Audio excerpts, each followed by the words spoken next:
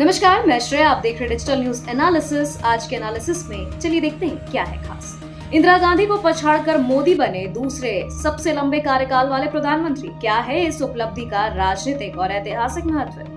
भारत के राजनीतिक इतिहास में प्रधानमंत्री नरेंद्र मोदी ने एक और बड़ा मील का पत्थर हासिल कर लिया है। 25 जून 2025 से उन्होंने देश के सबसे लंबे कार्यकाल वाले प्रधानमंत्रियों की सूची में दूसरा स्थान प्राप्त कर लिया।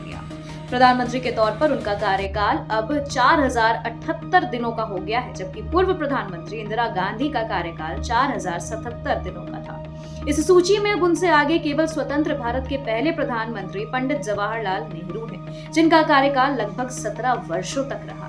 भारत की राजनीति में लंबे समय तक सत्ता में बने रहना किसी भी नेता की लोकप्रियता, राजनीतिक कौशल और नीतिगत फैसलों की मजबूती को दर्शाता है।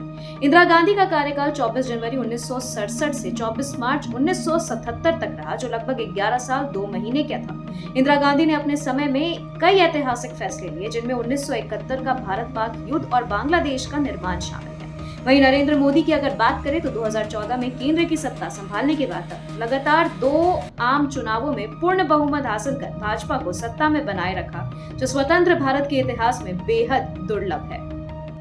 वहीं नरेंद्र मोदी का कार्यकाल कई बड़े बदलावों और सुधारों के लिए जाना जाता है। उनके नेतृत्व में नोटबंदी, जीएसटी, धारा 370 का निरस्तीकरण, नागरिकता संशोधन कानून, डिजिटल इंडिया अभियान, आत्मनिर्भर भारत पहल और कोरोना महामारी के दौरान टीकाकरण जैसे कई बड़े कदम उठाए गए।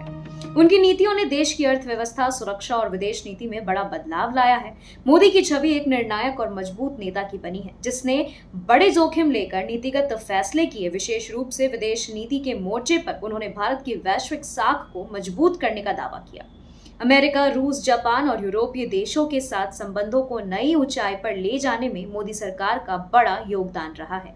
मोदी का इंदिरा गांधी को पछाड़ना केवल समय की गणना भर नहीं, बल्कि यह भारतीय राजनीति में भाजपा को बढ़ते प्रभाव को भी दर्शाता है। आज भाजपा देश की सबसे मजबूत राजनीतिक पार्टी के रूप में उभरी है, जिसकी जड़ें नरेंद्र मोदी और अमित शाह की रणनीतियों से गहरी हुई। लगातार 2 बार पूर्ण बहुमत के साथ सत्ता में लौटने वाली भाजपा मोदी के नेतृत्व में तीसरी बार सत्ता में है। वहीं कांग्रेस जैसी विपक्षी पार्टियों की कमजोर स्थिति ने भी मोदी को लंबे समय तक सत्ता में बने रहने का मौका दिया। इंदिरा गांधी के समय में कांग्रेस की पकड़ बहुत मजबूत थी, लेकिन आज भाजपा वही भूमिका निभा रही है।